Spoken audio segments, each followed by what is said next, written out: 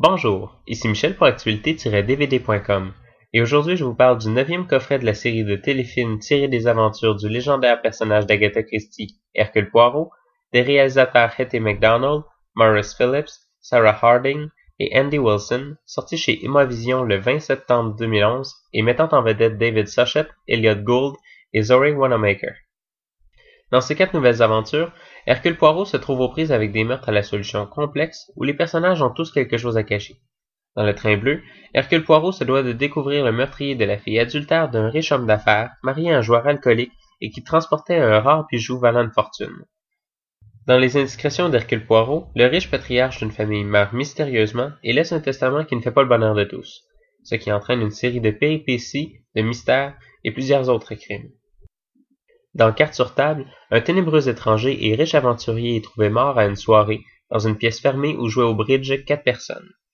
Dans Flux et Reflux, Poirot se doit d'élucider le meurtre d'un homme dont l'identité est incertaine et qui pourrait être le mari disparu d'une femme s'étant remariée et vivant sous le joug de son frère après la perte de son deuxième mari.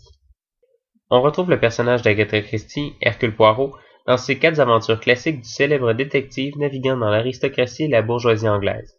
Le format des histoires racontées reste très simple pour la plupart. Hercule Poirot dans un contexte, un meurtre, des interrogatoires et des recherches de preuves, une solution, et la fameuse confrontation finale, signature de Poirot, où il met ensemble tous les personnages pour déballer leurs plus profonds secrets, faire sortir les squelettes du placard et finalement dévoiler le meurtrier.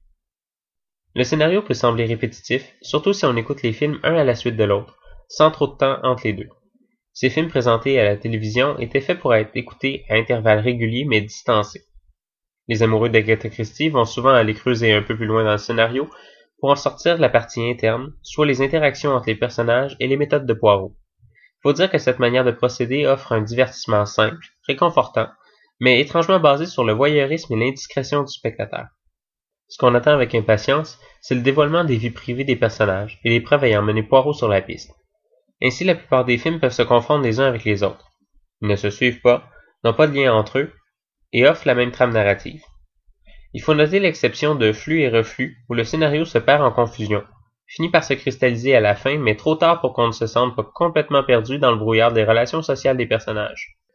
Il faut dire que malgré la multiplicité des histoires d'Agatha Christie, son talent résidait pas dans l'histoire en tant que telle, mais plutôt dans sa manière de les raconter. Une fois transposé en film, il aurait fallu une réalisation moins ancrée, mais surtout plus diverse et adaptée à la manière dont le livre est écrit. Avec une réalisation naturaliste, les films ne font qu'aplatir les récits et ressortir les similitudes qu'il y a entre eux plutôt que les différences. Probablement le meilleur point de cette série de films, l'utilisation de l'acteur David Suchet qui est littéralement l'incarnation physique d'Hercule Poirot. Malgré le fait que le personnage soit basé que sur des descriptions littéraires, on peut croire que Suchet est le sosie de Poirot.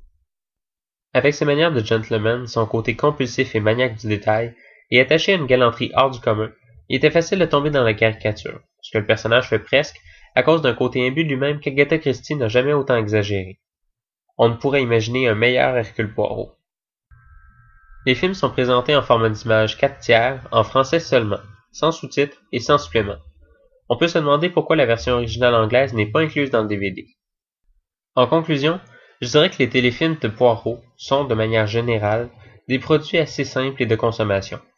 On n'y retrouve que très peu de présence artistique ou d'intérêt autre que le simple dénouement. Pour ceux qui ont un vrai intérêt envers Agatha Christie, je dirais que le mieux est probablement d'aller chercher les livres plutôt que les téléfilms. Leur valeur vient probablement plus du fait que ce sont de très bons résumés des livres, mettant un visage très juste sur le fameux Hercule Poirot. C'était Michel, je vous remercie et bon visionnement.